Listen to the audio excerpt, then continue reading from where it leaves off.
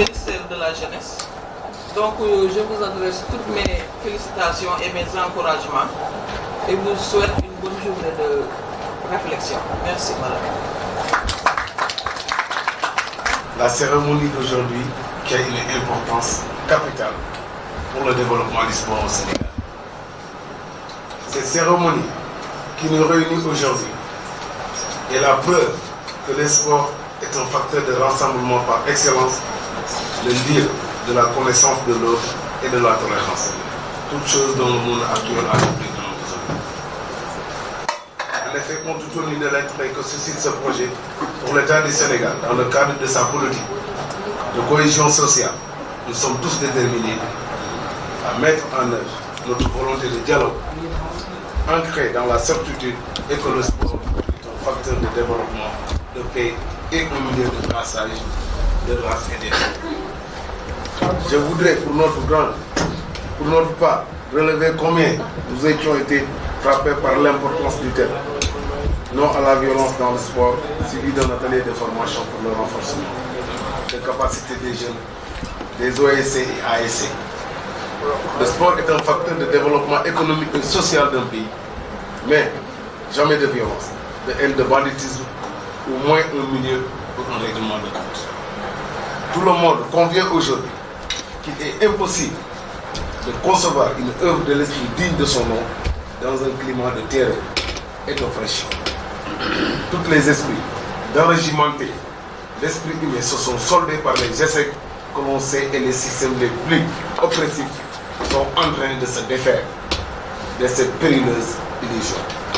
L'objectif principal, comme vous l'avez bien dit, actuellement est d'aider et former les jeunes à devenir des ambassadeurs de la paix pour une stabilité sociale voire nationale. Bonne journée de réflexion. Merci de votre attention. Madame la représentante de l'ambassade de France, chers participants, à vos rangs, qualités et titres, permettez-moi, au nom du président de l'ONCAV, Amadou Kane Ampété, de délivrer le message de l'ONCAV. C'est une grande satisfaction pour nous, mouvement navétane, de signer une convention de partenariat avec Timbuktu Institute pour lutter contre les violences. Ça vient à son heure. C'est important pour nous de contribuer à l'effort de promotion de la citoyenneté.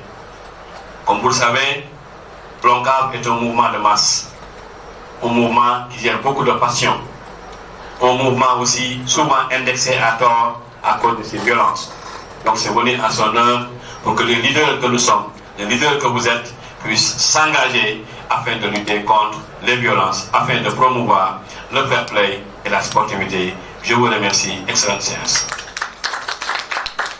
La non-violence dans le sport, c'est de dire que nos activités sportives, nos manifestations, nous essaierons de les dérouler dans ce climat de solidarité et de sportivité. Et en réalité, nous allons parler autour de 6 à 7 axes, camper un peu le contexte, parler du contenu de la violence, la notion, et même de la notion de non-violence, voir quelles sont les manifestations de la violence, essayer de diagnostiquer les causes de la violence pour vraiment les solutionner et voir entre les deux quelles sont les conséquences que charrie cette violence notée dans le sport. Le contexte. Les gens du Navétane, mes amis, disent très souvent que le Navétane n'est pas l'apanage, la violence n'est pas l'apanage du Navétane. En réalité, c'est pour dire que, comme qui dirait que c'est la société elle-même qui est violente. Donc nous sommes dans une société qui est gangrénée par la violence et qui se manifeste à tous les niveaux. Au niveau même du cercle de base, au niveau de la famille. Des fois même lors des mariages, les gens se battent pour amener la femme chez le mari. Au niveau de la communauté, en fait c'est généralement nos manifestations à nous, nous sommes dans une communauté, c'est le village, c'est le quartier. Le docteur Samb le disait tout à l'heure, l'ONCAV est présent dans les coins les plus reculés du Sénégal. Et dans ces coins-là, des fois, si on joue, le sport, le football, est fait de passion. Et c'est cette passion très souvent qui charrie la violence. On a également la violence politique. On est dans un contexte préélectoral. Des fois, il y a des prémices, ça ne s'est pas encore vraiment accentué. Touchons du bois. Il y a le foyer. Au niveau mondial également, on a la violence. On a le terrorisme. Quelque part même ailleurs, c'est un terrorisme d'État. Et le sport est victime de tout ça.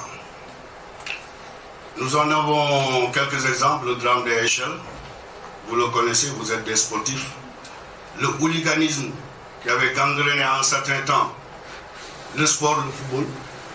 Et tout près de chez nous, et récemment, le drame de Demba Diop, où il y a eu quelques morts après un match de football.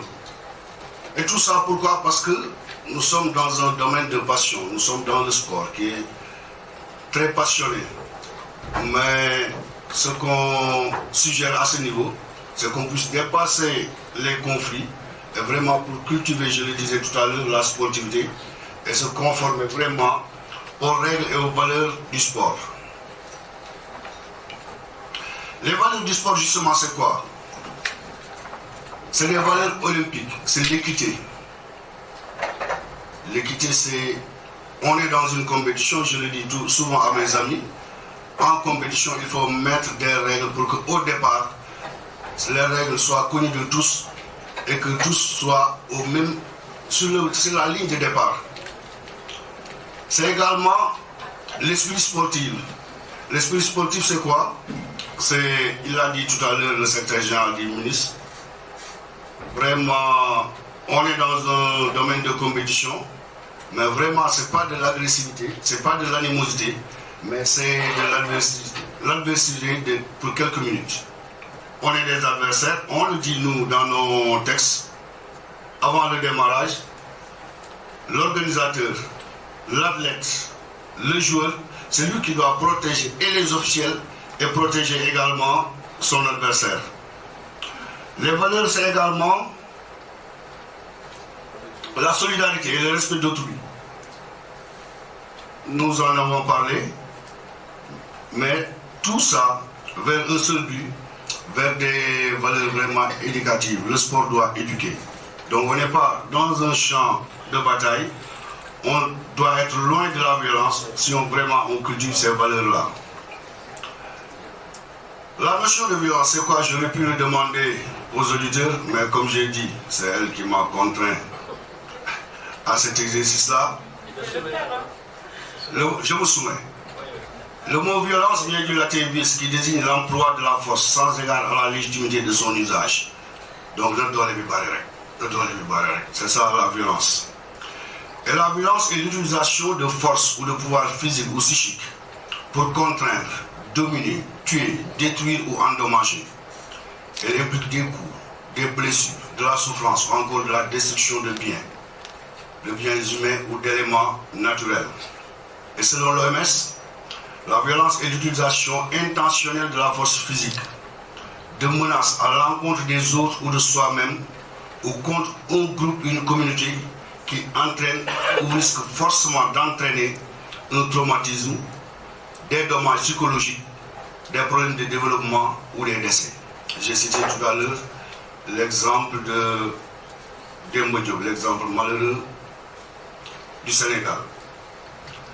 La non-violence, quant à elle, est un principe du christianisme et des religions de l'Inde, de l'islam, donc des religions révélées, et même de la philosophie, qui se définit comme une opposition à la violence, sans nuire ou causer du tort à autrui.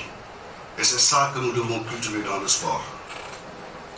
Faire de l'adversité, faire de l'opposition, mais en opposition justement à la violence et sans nuire ou causer du tort à notre adversaire, aux officiels et aux organisateurs qui organisent pour nous le spectacle. Mais en fait, il y a plusieurs types de violence et pour nous, ce qui nous intéresse ici, c'est la violence entre personnes. Mais au-delà de la violence entre personnes, il y a la violence d'État. Je l'ai dit tout à l'heure, le terrorisme, même des fois, c'est le terrorisme d'État. La violence politique, on le note des fois dans nos pays, surtout en Afrique. la violence psychologique, pathologique. Si vous avez lu La brute de Guy Descartes, le principal personnage de cet ouvrage est présenté comme un sourd-muet aveugle de naissance. Et lorsque le crime a été commis, beaucoup se sont tournés vers lui pour dire que cet individu-là l'est vraiment, qu'il ne peut ni parler, ni voir. Donc c'est lui normalement qui doit faire le crime. Mais au bout du rouleau, on s'est rendu compte que ce n'était pas lui. Il y a la violence également naturelle. Vous avez vu les tsunamis. La violence symbolique, la violence criminelle. Mais je l'ai dit tout à l'heure, ce qui nous intéresse, nous, c'est le phénomène de violence entre personnes qui se fait dans des communautés ou dans des groupes. Les manifestations de la violence, je vais également vous le demander. Si on se limite à notre champ d'action, nous, que le sport, surtout le sport national, c'est l'envahissement de terrain, les bagarres entre joueurs, les bagarres entre joueurs et supporters, l'agression des officiels, les manifestations et bagarres de rue, on le note très souvent, et phénomène qui vient de surgir et récurrent, l'agression des personnes et le saccage des biens. C'est comme ça que la violence se manifeste chez nous, dans le mouvement, en tout cas dans le sport que nous notons. Les causes, c'est quoi? Moi, je dis souvent que c'est du fait de l'homme. La violence, c'est du fait de l'homme. L'homme, c'est qui? C'est le joueur, c'est le dirigeant. Je ne veux pas le citer, c'est le policier ou le gendarme. Les exemples sont là, c'est le supporter. Et donc, c'est cet individu-là, qu'il soit joueur, dirigeant, force de l'ordre, supporter, c'est lui qui cause la violence. Comment? Parce que le joueur indiscipliné, qui ne respecte pas les règles du jeu, qui manque souvent de respect aux officiels, qui ne respecte pas l'agresseur, celui-là, il charrie la violence. Le dirigeant qui a un esprit partisan, qui ne respecte pas les règles, qui fait de mauvaises décisions, qui fait des pratiques antisportives, j'allais même dire des pratiques mystiques des fois, celui-là également, il charrie la violence. Les forces de sécurité qui viennent en nombre insuffisant dans une manifestation de milliers de personnes, si on a 10 éléments de sécurité, ça c'est pas suffisant. Mais également et surtout la gestion des crises. Les crises dans les compétitions, ça se gère. Mais si on ne sait pas gérer les crises également, on va directement vers la violence. Je donne un exemple. Le stade de Mbao qui a été saccagé récemment, c'est quoi? C'est un élément de la gendarmerie qui a été blessé. Les gendarmes ont fait corps avec lui et ont chargé le public. Et du coup, il y a eu cette violence inouïe et au bout du compte, le saccage du stade de Mbao. Le supporter qui est provocateur également, qui ignore toutes les règles, il n'est mis que par le résultat de son équipe, celui-là également. Il charrie la violence parce qu'il n'est pas bien formé, il n'est pas dans son élément, il est motivé par autre chose. Les conséquences, c'est quoi? Ce sont nos matchs qui s'interrompent, les interruptions de partie, la perturbation du calendrier que nous avons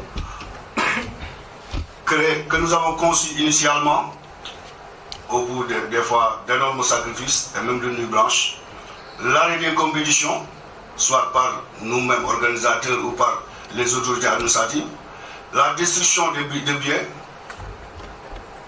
les morts d'hommes, je l'ai dit tout à l'heure, en tout cas, une insécurité totale dans nos aires de compétition, mais également dans la périphérie, dans la ville. Les solutions, chacun a son rôle là-dessus. L'État a un rôle à jouer, fondamentalement, parce que c'est l'État qui doit assurer la sécurité des personnes et des biens. Mais pour ce faire, l'État doit nous fournir à nous une sécurité bien formée en nombre suffisant. Mais le rôle de l'État également, surtout des forces de sécurité, j'y reviendrai tout à l'heure, c'est d'avoir une bonne gestion des crises, mais surtout des crises après les rencontres.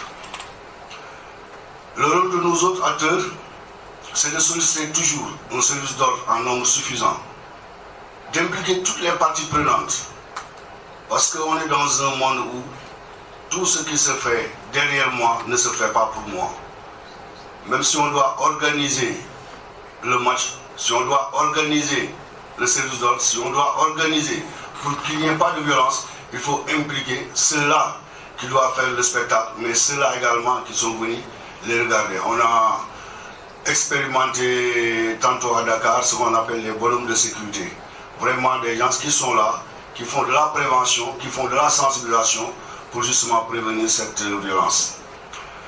Mais notre rôle également, c'est de former, comme on le fait aujourd'hui, et nous en remercions vraiment Timbuktu. Donc de former et d'informer, mais de faire des manifestations qui sont des manifestations anti-violence dans les quartiers, dans les équipes vraiment antagonistes, où généralement on pense que c'est un derby, mais dire qu'avant le derby, vraiment, on doit se mettre autour, dans une salle par exemple, pour discuter de tout ce que nous pouvons faire pour jouer un match vraiment dans un esprit de fair play. Mais également favoriser le dialogue, parce que dans une crise, tant qu'il y a le dialogue, on peut dépasser toujours la crise. Mais ce qu'il faut fondamentalement faire maintenant, c'est respecter les règles du jeu. Nous sommes dans le sport, c'est un jeu qui a ses règles, qui a ses lois. Si tout le monde respecte les règles du jeu, on peut faire une manifestation sans violence. Respecter les règles du jeu, c'est quoi? Le joueur joue, le dirigeant dirige, l'arbitre arbitre. Chacun a son domaine, que chacun se limite dans son domaine, et comme ça, on présume qu'on peut avoir une manifestation non violente. Mais il faut également, je l'ai dit tout à l'heure, former en aval, mais également sanctionner en amont. S'il n'y a pas de sanction, les gars, ça ne va pas. Les solutions, la société également a son rôle dans cette recherche de solutions. C'est quoi le rôle de la société? La société doit former, la société doit éduquer, la société doit encadrer. On discutait tout à l'heure, vous avez toujours, vous me direz que j'aime ce mot, mais Mme Diallo nous disait que est-ce qu'il ne faut pas retourner au cercle familial, au cercle de base? Parce qu'un garçon bien éduqué, il ne va pas jeter une pierre à son semblable. Un garçon bien éduqué, il ne va pas gâcher une manifestation. Un garçon bien éduqué, il va essayer de respecter les valeurs du sport. Et donc c'est à ce niveau qu'on attend la société. Donc à l'éducation de base. Pour faire quoi? Pour former vraiment un citoyen modèle. Et en conclusion, c'est une seule phrase. Je l'ai vu sur la bande dessinée, il y a des messages qui sont lancés. Mais le véritable message c'est quoi? Pour dire à tout le monde que la violence est l'arme des faibles. Il faut agresser les violents. Il faut dire que vous êtes violents parce que vous êtes faibles. J'en ai terminé, je vous remercie.